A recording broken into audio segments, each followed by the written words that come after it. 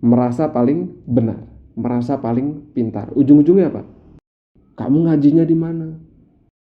Dan akhlak tercipta dari, dan cek lagi akar dari ini semua apa?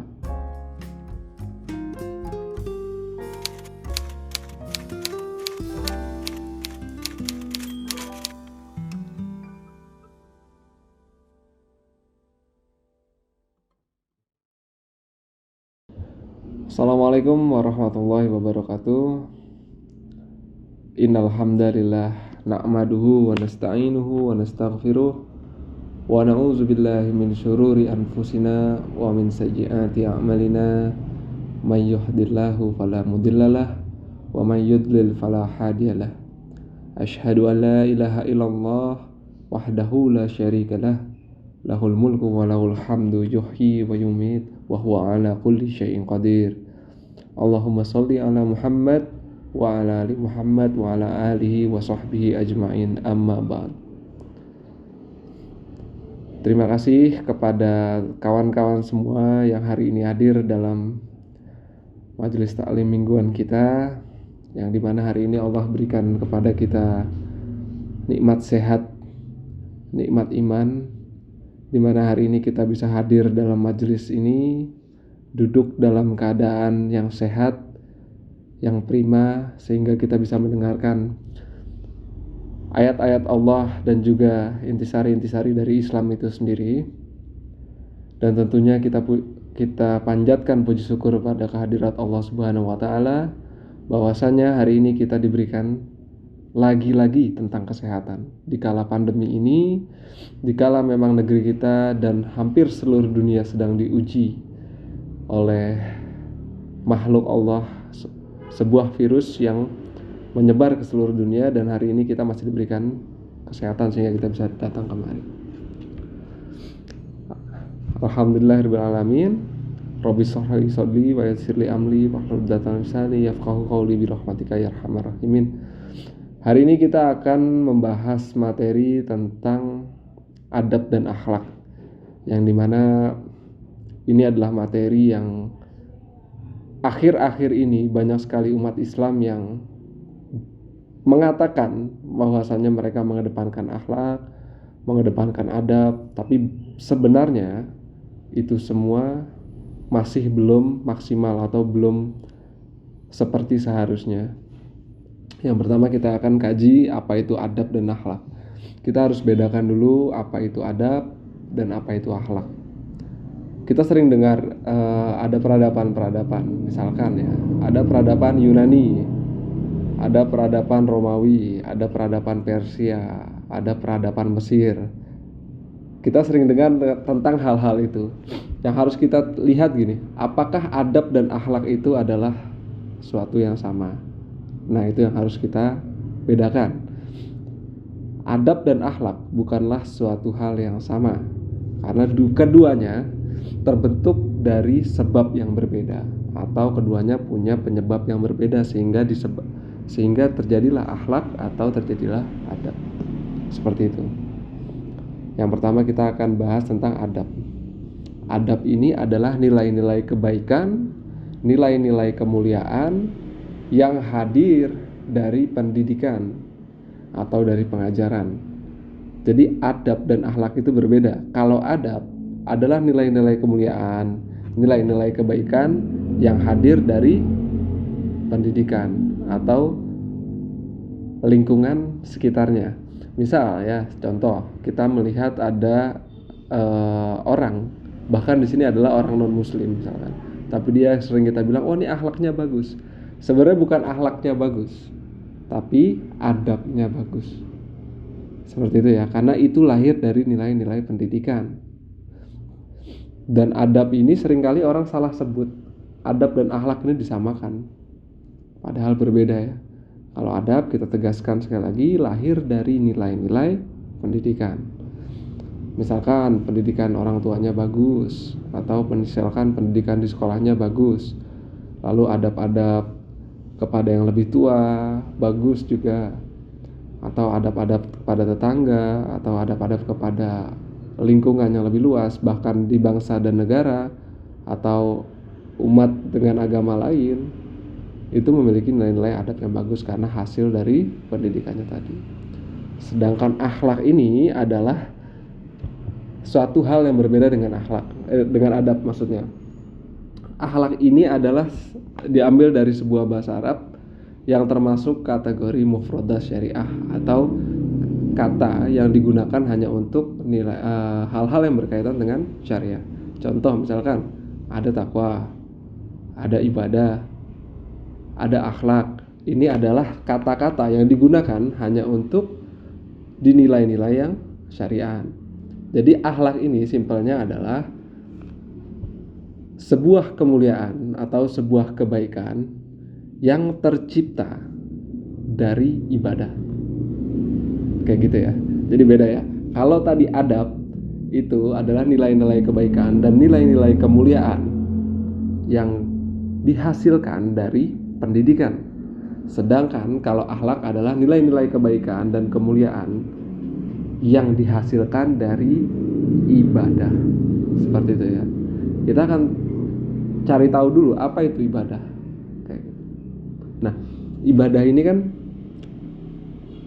gak harus sholat, gak harus zakat. Karena sejatinya, hakikatnya semua yang terjadi dalam kehidupan kita adalah ibadah. Jika kita menjadikan itu semua pada tolak ukur akhirat atau pada tolak ukur hanya untuk Allah, billah dan lillah, dengan Allah dan untuk Allah. Seperti itu. Allah menyebutkan dalam ayatnya wa ma khalaqtul jinna wal insa illa liya'budun. Tidak akan aku ciptakan jin dan manusia kecuali untuk beribadah. Kayak gitu ya. Jadi sebenarnya bayi itu lahir nggak boleh nangis, ya. Terus kita nggak boleh tidur. Apakah seperti itu? Karena kan dalam ayatnya dikatakan tidak akan aku ciptakan jin dan manusia kecuali untuk beribadah. Berarti nggak boleh melakukan kegiatan lain. Harus ibadah. Nah makanya kita menilai ibadah tidak hanya pada ibadah-ibadah yang makhdho, sholat, zakat, tidak hanya seperti itu. Tapi keseharian kita dalam hidup adalah ibadah. Kayak gitu ya, jelas ya. Misal ada bayi lahir misalkan, terus dia nangis-nangis, apakah itu termasuk ibadah? Iya, karena ibadah adalah kata dasarnya abdun, hamba. Jadi manusia adalah hambanya Allah, maka sudah sepantasnya manusia harus beribadah. Kayak gitu ya. Jadi bayi lahir tadi dalam rangka dia sedang menghamba kepada Tuhannya. Nangis-nangis tadi ya. Karena ketika dia nangis badannya menjadi sehat. Otot-ototnya semuanya berjalan normal. Karena dia baru lahir kan. 9 bulan di kandungan begitu saja. Terus dia baru keluar. Otot-ototnya merenggang, lalu dia menangis. Dan itu adalah sunnatullahnya Allah juga. Kayak gitu. Makanya bayi yang menangis juga dalam ranah ibadah. Lalu apakah kita tidur juga termasuk ibadah? Ya, kita tidur termasuk ibadah. Karena kenapa? Misalkan kita tidur lalu kita bangun, kita bisa kembali menjadi hambanya Allah, bisa sholat, bisa melakukan kebaikan, maka tidur tadi bernilai ibadah. Maka ayat yang mengatakan bahwasanya wa ma khalaqtul jinna wal insa illa liya'budun benar sekali. Karena kenapa? Setiap yang kita lakukan, jika itu tolak ukurnya atau tujuan kita adalah untuk Allah, maka nilainya adalah ibadah. Nah, kembali ke akhlak tadi ya, dihasilkan dari ibadah. Kayaknya ibadah terus ya, apakah kita hidup harus ibadah? Iya, karena memang tadi berdasarkan ayatnya demikian, tidak akan diciptakan jin dan manusia kecuali buat ibadah. Gitu ya, jelas ya. Nah, lalu akhlak dihasilkan dari ibadah, dari kepada Allah. Jadi kita harus bedakan dulu di sini. Ada input, ada output. Kita akan flashback dulu kembali ke yang pertama kali diutus untuk menyempurnakan akhlak. Dalam sebuah hadis dikatakan Rasulullah berkata, "Innama bu'istu liutamima makarimal akhlak." Sesungguhnya aku diutus untuk mengutamakan atau menomorsatukan, atau tujuan utamanya Rasul diutus adalah menyempurnakan akhlak. Makarimal akhlak yang karim. Seperti itu ya kurang lebih ya. Jadi ada hadis yang menyatakan demikian, dan itu dari Rasulullah, bahwasanya Rasulullah diutus pertama kali adalah akhlak, tentang akhlak ya. Nah, kalau kita berbicara tentang akhlak, kita harus kenali dulu kata dasarnya ya. Kata dasarnya yang dipakai adalah khalaqo tentunya. tentang mencipta ya. Allah disebut sebagai Khalik, artinya pencipta. Nah, sedangkan makhluknya disebut makhluk ya. Sedangkan ciptaannya disebut sebagai makhluk. Beda ya, kalau Khalik pencipta, kalau makhluk adalah yang diciptakan. Nah, di antara itu ada akhlak. Seperti itu. Nah, akhlak inilah yang dijadikan oleh Allah sebagai tujuan dari Allah menciptakan manusia. Jadi selain beribadah tadi, maka manusia harus bisa mendapatkan apa yang disebut akhlak, yaitu adalah hak dia atau software utama dia. Software utama itu istilahnya apa ya? Intisari dari hidupnya dia adalah utamanya tentang akhlak. Jadi tercipta dari apa? Kalau manusia dicipta dari tanah ya. Yang penciptanya siapa? Allah. Manusianya disebut makhluk. Softwarenya disebut akhlak, yaitu nilai-nilai kemuliaan, nilai-nilai kebaikan, dan itu semua yang harus Allah ridhoi, yang harus Allah ya setujui. Jadi tidak bisa, menurut kita ini akhlaknya sudah bagus, tidak. Dan kita harus bedakan mana akhlak dan mana adab ya. Sumber dari akhlak itu sendiri adalah akidah. Jadi input dari akhlak adalah akidah. Jadi kalau kita ibaratkan, akhlak itu adalah sebuah buah output akhir, yang dimana buah itu tidak akan muncul begitu saja tanpa didasari adanya pohon. Jadi buah itu akan muncul ketika adanya pohon atau tanaman ya. Nah, akar dari pohon tadi adalah akidahnya, akidah kita terhadap Allah. Selalu ada batangnya adalah syariatnya. Dan terakhir adalah buahnya, dan buahnya itu disebut dengan akhlak.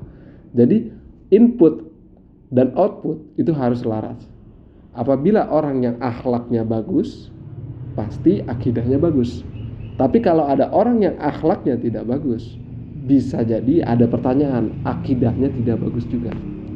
Bukan berarti kita menjustifikasi bahwa akidahnya tidak bagus. Tapi akidah adalah akarnya, dan akhlak adalah buahnya. Jadi kalau ada orang yang akhlaknya kurang bagus atau akhlaknya tidak bagus, maka bisa menjadi pertanyaan apakah akidahnya sudah benar. Seperti itu ya.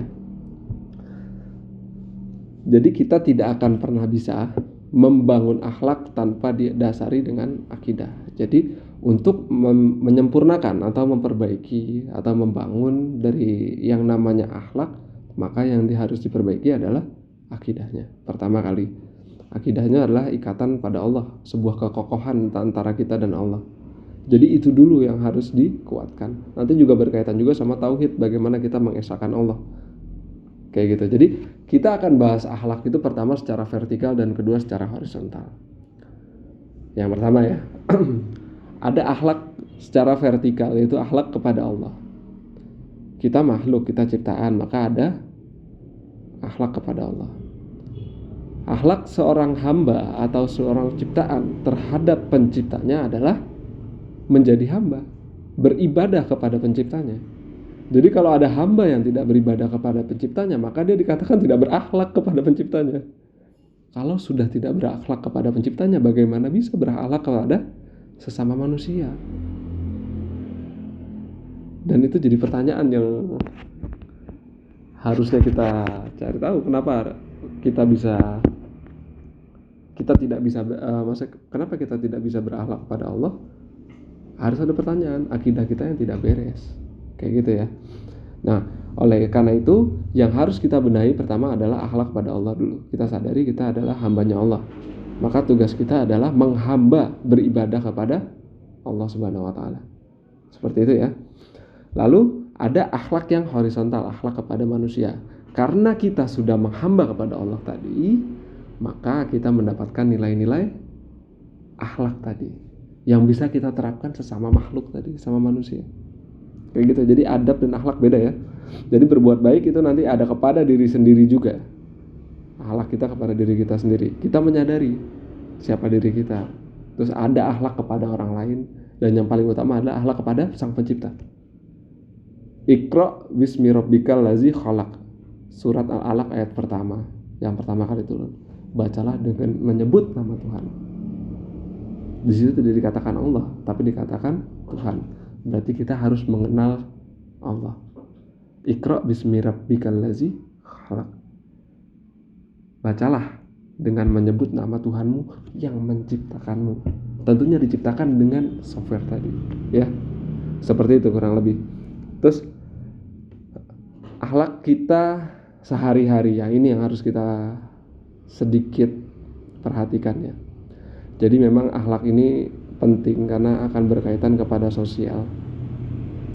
Lalu bagaimana sehari-hari kita akan menjalani kehidupan kita yang tentunya kehidupan yang insya Allah kita harapkan bisa diridhoi oleh Allah. Bukan kehidupan yang semata-mata kita hidup seperti halnya tidak punya tujuan lalu mati begitu saja. Dan jangan sampai juga kita dalam mati setelah itu kita masuk nerakanya Allah, dan itu yang harus kita hindari. Maka tujuan kita adalah surganya Allah, ya. Jadi itu. Jadi hidup bukan sekedar hidup, tapi hidup yang harus punya tujuan. Kalau kata Buya Hamka, kalau hidup sekedar hidup, kera pun hidup.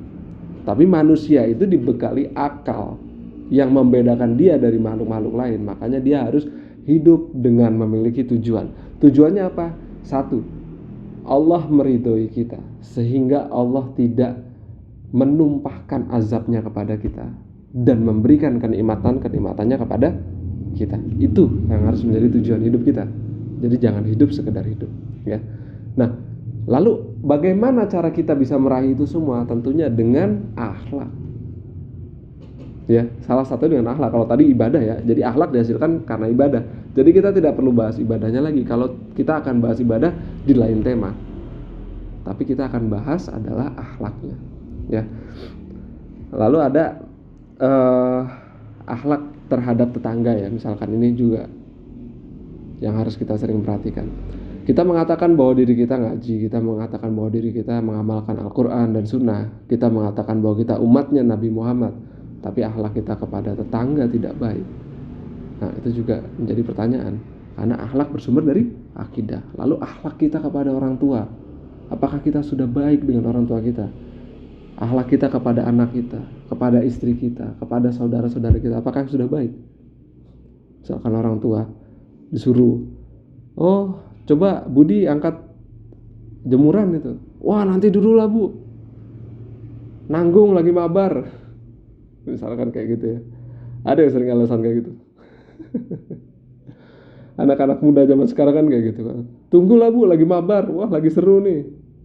Ada yang seperti itu. Padahal ada sebuah dalil yang di situ dikatakan wala taqul lahuma uffin wa qul lahuma qaulan kariman. Kepada orang tua berkata saja tidak boleh. Apalagi entar dulu lah Bu. Wah ibu gimana nih? Atau wah bapaknya bikin ribet aja. Gak boleh begitu. Karena berkata saja tidak boleh. Dan itu adalah merupakan bagian dari akhlak. Dan akhlak tercipta dari ibadah. Lalu bagaimana bisa kita mengatakan bahwa karena ibadah kita sudah baik, ibadah kita sudah rapi, tapi sama orang tua masih seperti itu? Aneh ya. Atau kita sama tetangga misalkan, kita berkata kita sudah ngaji, kita sudah berakhlak baik, kita mengatakan sudah berislam, kita mengikuti Al-Quran dan Sunnah, kita mengikuti Rasulullah, tapi akhlak kita sama tetangga. Kadang-kadang tetangga beli mobil baru aja udah dihasatin, ya. Atau tetangga ada butuh bantuan, kita jawabnya nggak enak. Atau sama anak kecil misalkan, ada anak kecil, kita sering menyepelekan anak kecil, itu juga bukan bagian dari akhlak. Kurang lebih seperti itu ya. Jadi memang ada hal-hal yang harus diperbaiki ya. Terus adab belum tentu menghasilkan akhlak. Jadi adab yang baik belum tentu menghasilkan akhlak. Karena akhlak harus dihasilkan dari ibadah. Jadi ada orang-orang yang mungkin ya, dia tidak mengenal Islam lalu mengatakan bisa berakhlak baik. Nah itu ucapan yang salah ya. Karena akhlak adalah mufradat syariah tadi ya. Dan sedangkan adab diciptakan dari pendidikan. Maka ketika ada orang yang mengatakan bahwasanya wah ini adabnya sudah bagus atau dia sudah dikatakan berakhlak, itu salah. Harusnya dikatakan dia sudah beradab. Kayak gitu, karena akhlak nanti akan dihasilkan dari ibadah. Tapi kalau dia nanti sudah beradab lalu mengenal Islam, mengamalkan ibadah-ibadah dalam Islam, maka dia bisa menjadi berakhlak. Kurang lebih kayak gitu. Terus ada sekitar 1484 ayat dalam Al-Quran yang menyebutkan tentang akhlak. Kita harus percaya di Al-Quran. Al-Quran itu zalikal kitabu la raiba fih. Tidak ada keraguan di dalamnya.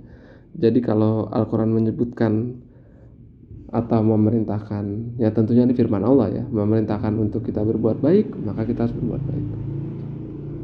Atau yang lagi tenar sekarang ya, sosmed. Nah ini seru ini sosmed.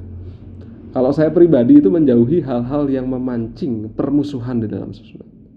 Udah percuma kita berebut tentang kebenaran. Kebenaran itu sejatinya hanya milik Allah. Catat baik-baik. Ya, manusia adalah tempatnya salah dan lupa. Kebenaran hakikatnya milik Allah.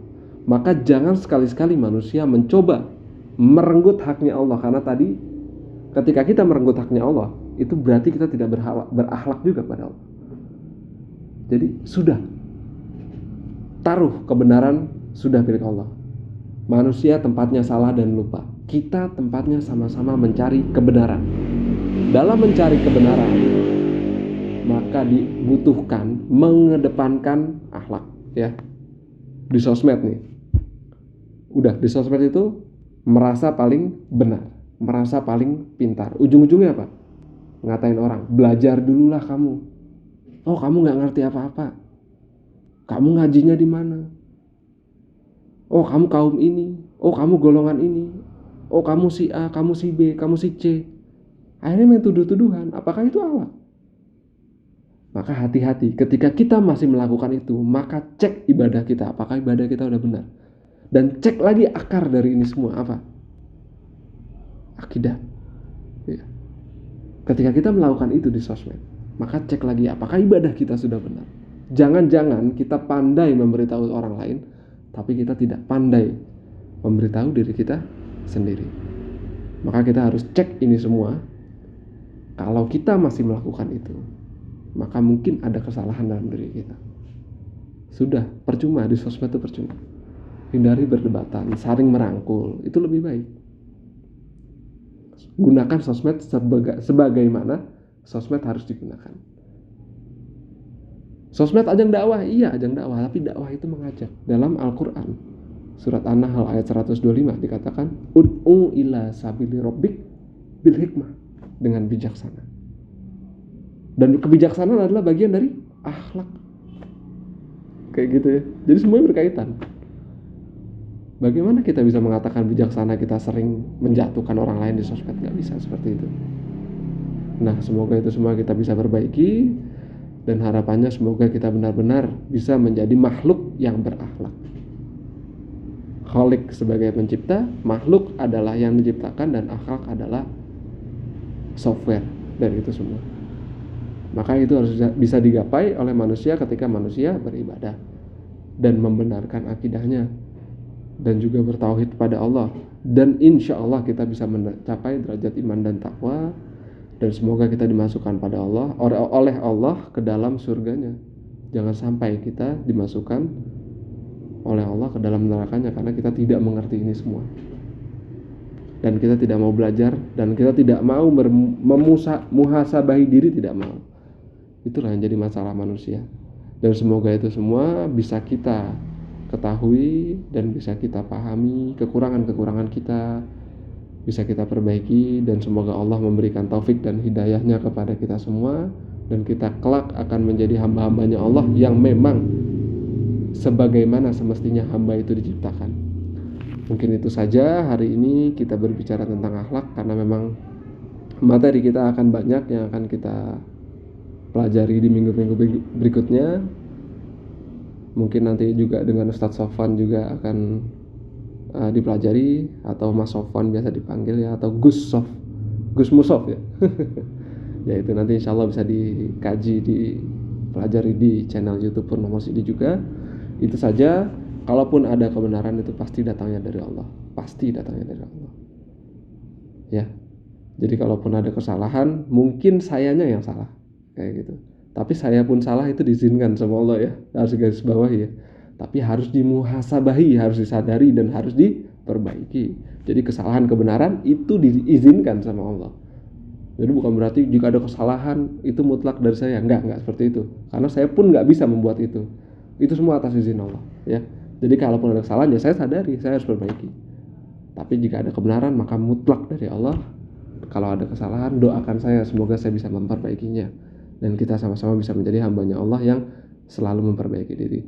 Akhirul kalam itu saja. Kita akhiri dengan alhamdulillahirabbil alamin. Wassalamualaikum warahmatullahi wabarakatuh.